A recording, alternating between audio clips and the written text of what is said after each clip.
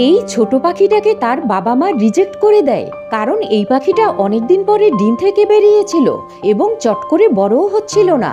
তার বাবা মা শুধু বড় পাখি দুটোকেই খেতে দিচ্ছিল এবং ছোট পাখিটাকে একদম পাত্তাই দিচ্ছিল না। সে অসহায়ভাবে তার মুখ খুলতো, কিন্তু তার বাবা মা তাকে খেতে দিত না। ভাগ্যবশত তার মালিক ডিসাইড করে যে সে নিজেই ওই ছোট পাখিটার যত্ন করবে। তবে ছোট পাখিটার শরীর এতই দুর্বল ছিল যে সে খাবারও হজম করতে পারছিল না। তাই লোকটা প্রায় 14 রকমের টেকনিক ব্যবহার করে একটি ইজি টু ডাইজেস্ট ফুড তৈরি করে। মালিকের কঠোর পরিশ্রম আর আদর যত্নে ছোট পাখিটা বড় হয়ে যায়। যেখানে অন্য পাখি দুটি বড় হওয়ার পর তাদের পালক কালো হয়, কিন্তু এই পাখিটা বড় হওয়ার পর তার গায়ের রং ব্রাইট ইয়েলো কালারের হয়।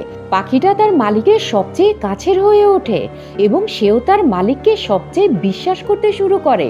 লোকটা কখনো কখনো পাখিটাকে কিউট কিউট ড্রেস বানিয়ে দিত এবং মোবাইলে পাখিদের রিলসও দেখাতো, যেটা ওই পাখিটা খুব পছন্দ করত।